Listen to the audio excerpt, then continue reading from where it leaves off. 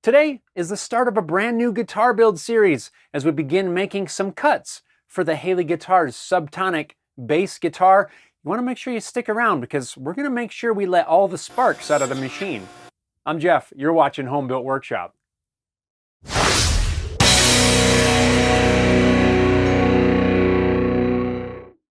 What's going on, everyone? Welcome to Home Built Workshop. I hope your day is going great.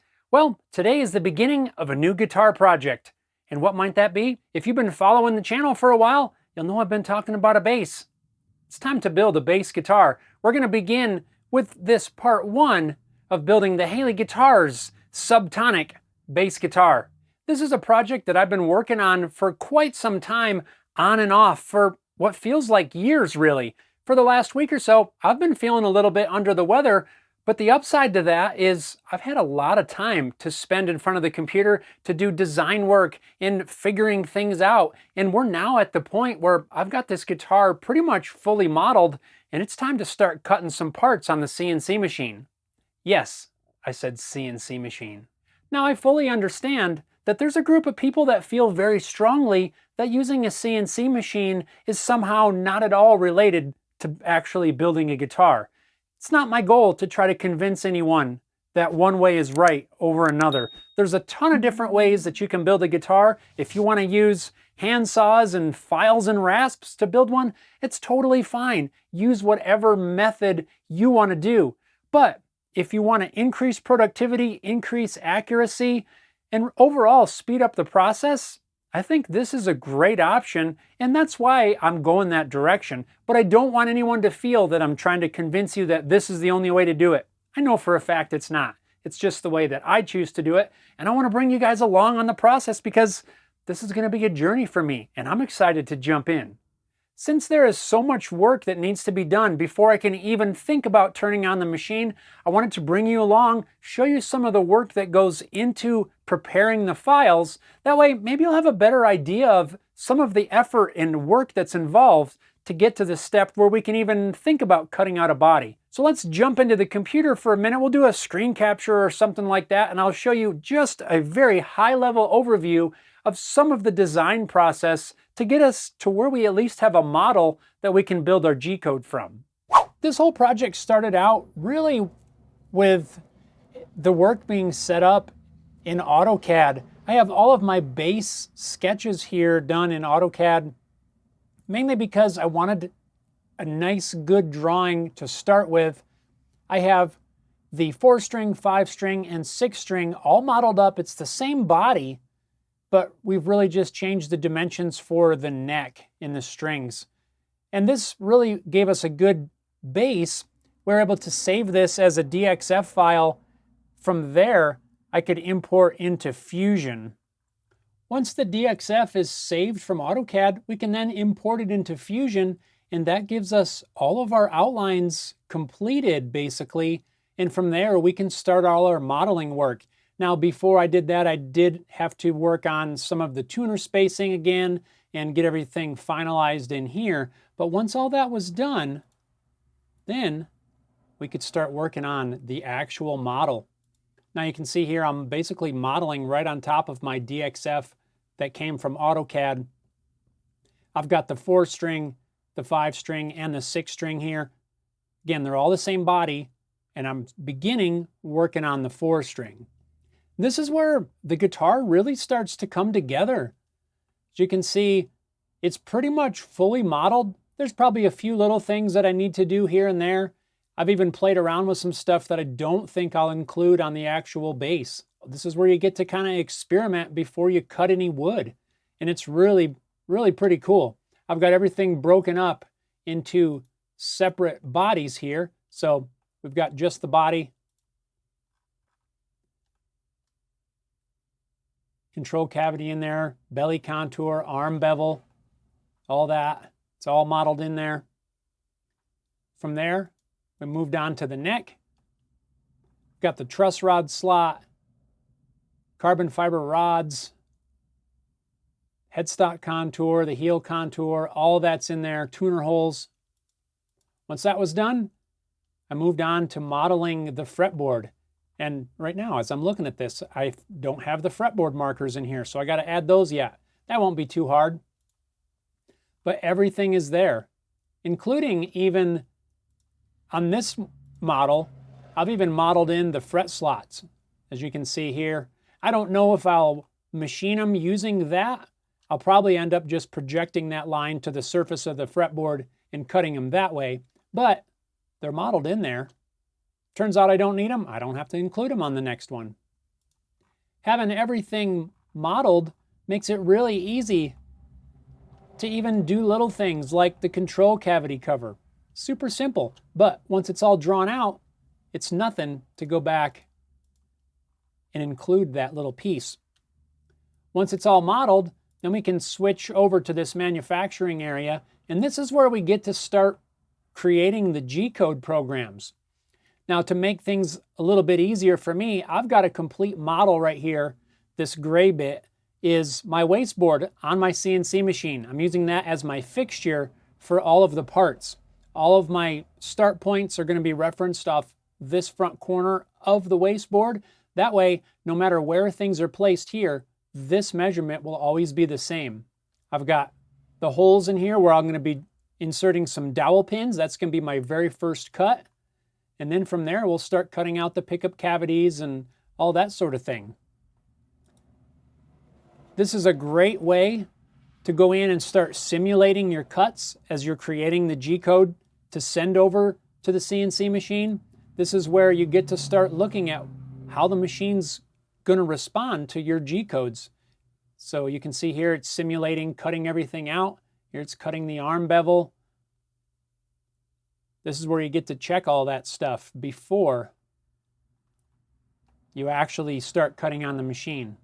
When it comes time to flip the piece over, this is where I was a little bit nervous, but I think we've got it figured out. This is where we can change the view on a couple of things here. I basically just mirrored my wasteboard with the piece flipped around, and now we can basically work on all the cuts for the back. So tons and tons of time I spent working on these different steps. But now that it's done, we're ready to start sending some files over to the CNC machine.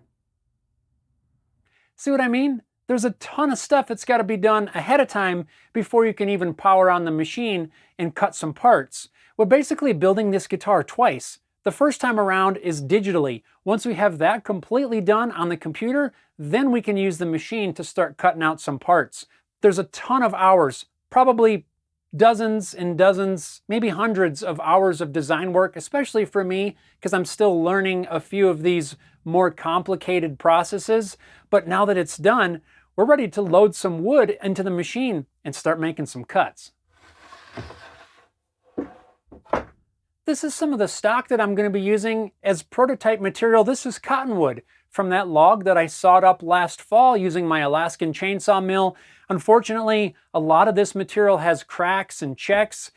The log was really just too far gone by the time I got it. Hopefully we can find some usable material in here later on, but for now, this is going to be my setup stock, and we're going to get some loaded up into the machine.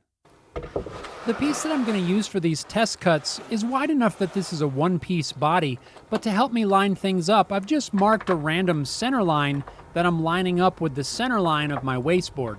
This will help me out later on because I can verify that my center line lines up with the wasteboard exactly where I hope it does.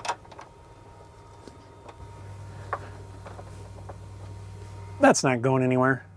I've got my laptop set up here because I can be nearby the machine and I can send the files from my laptop to the CNC machine through this handy web interface. I can watch all of the controls and actually control the machine right here rather than being right at the machine. This way, I think it'll work good because I can make any changes to the parts, then send it straight to the machine. I don't have to go back and forth because another method is to use like a USB thumb drive to transfer files, which I do quite often.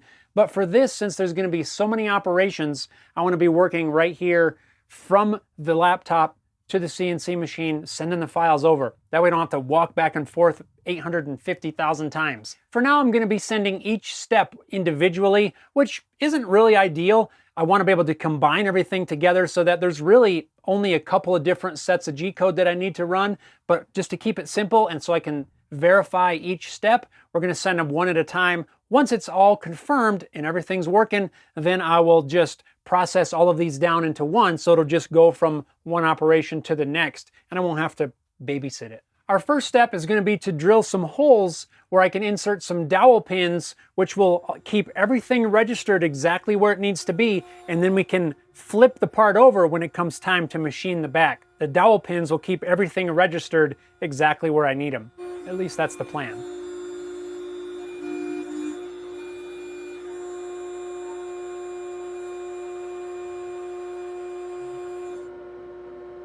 When I test fit the dowel pin holes, the dowels slip in and there's absolutely zero wiggle room.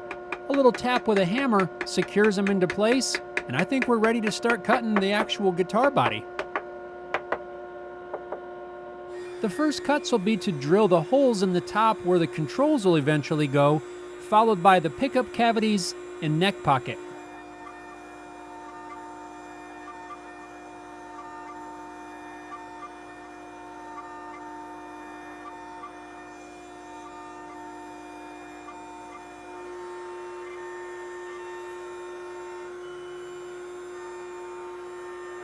So I've moved the router back out of the way, and I'm talking over the dust collector, so sorry about that. There's our neck pocket and our pickup cavities. Everything feels nice and smooth. I've got a little bit of a ridge as the bit stepped down here. I can probably take care of that by adjusting my cleanup pass. Not too worried at this point.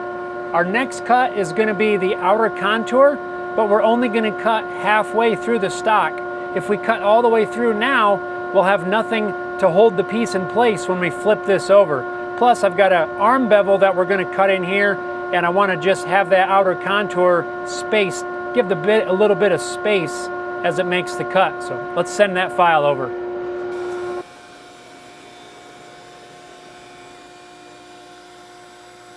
As soon as this cut started, I realized that there was a ton of chatter coming from the bit.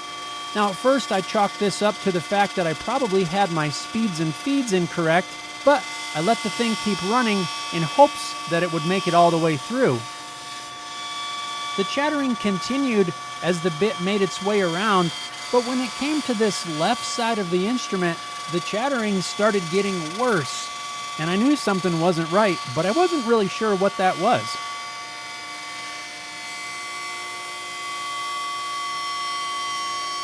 As the cut went on, the chattering became worse and worse until finally, things went awry.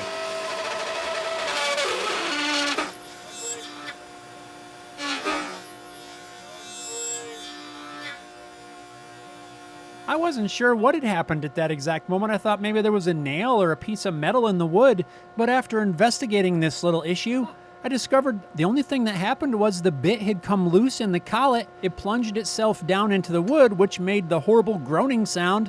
And then finally, as the bit pulled itself out of the collet, since the collet was spinning, it rubbed on the end of the bit, and that's what made the sparks.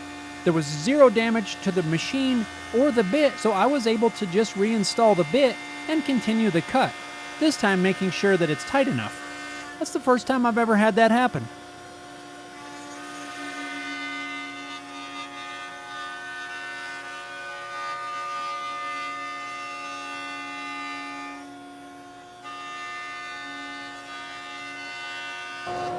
All right, now we go in for the arm bevel. Let's see what happens. I made a couple adjustments to the file. I don't know why I was trying to drill in here, but this is why we do test stock. Here's take 2.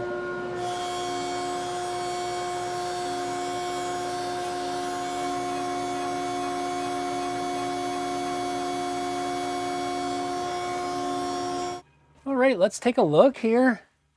So, aside from the weight relief holes that the machine decided to add right here, this came out really good. This is a lot smoother than I thought.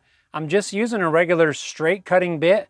It's not a ball nose bit, and I thought this would be a lot rougher, but that came out really nice. A little bit of sanding. There is a little bit of a ridge right here. Not too worried about that. That'll sand out of there. That turned out really good. And I also discovered these ridges that I'm getting in this edge of the pickup cavity, and I noticed on the edge of the body too, are not coming from my settings. That's my bit. So I need to use a straight cutting bit that has smooth cutters on the side. This one has some sort of funky bit profile. I'll end up using a bit that doesn't have those little ridges on there, and that'll give me a nice cleaner surface. I'm happy with this so far.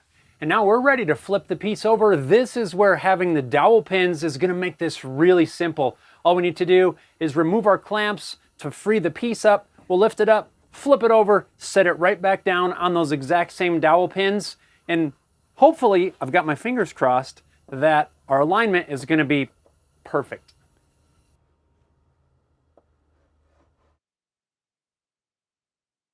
I've resecured the piece, and now it's just a matter of sending over the next lines of G-code and making the next cuts, and hopefully finishing up this body. For the backside, I decided to try one of those fancy time-lapse things. I have several steps going on here. The first is to drill the recesses for the neck grommets, and then we move on to cutting the control cavity recess, where I found a couple of mistakes in the programming on my part. After correcting those, we were able to get the control cavity all cut. Then I did an initial cut on the outside perimeter. Like I did on the top, I'm not cutting all the way through, just far enough where the bit's got some room to do the belly contour, which is the next cut.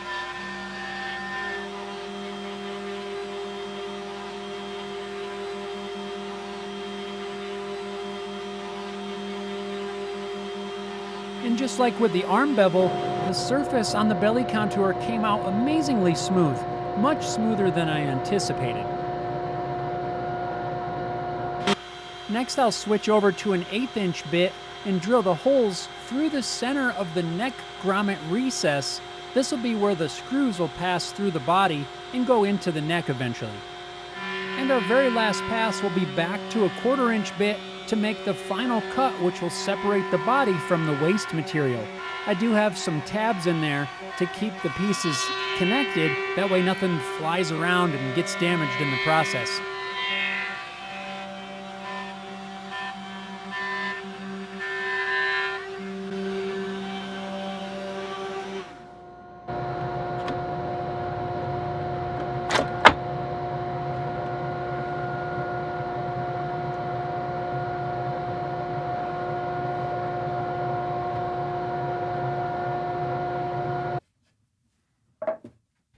Well, I would say for the first test cuts, this is a pretty solid result. I'm happy with this. I know that there's a few changes, modifications I need to make to both the model as well as my tool paths, just to get things cleaned up a little bit, but for the first body, I can't complain. I really like the look of this. Now, we just need to do the exact same thing, prototype the neck, finish making everything. I'll make the control cavity. I'm not gonna cover all that in this video because you can only watch the machine zip around so many times before, well, it gets a little repetitive. Off camera, I'm gonna prototype the neck, and that way I can have a complete mock-up before I make another test body, and we move on to what's gonna eventually turn into an actual bass guitar. Hope you enjoyed this one and get a little insight into my process for designing a guitar to be cut out on the CNC machine. The process is definitely a little bit different from what I'm used to, but I'm really excited. I love to learn new things, work out different processes, and I can't wait to move forward. So I'm gonna get to work prototyping the neck. I hope you guys enjoyed this one. A little glimpse into kind of what goes into this sort of thing. Thanks a lot for watching, and we'll see you next time.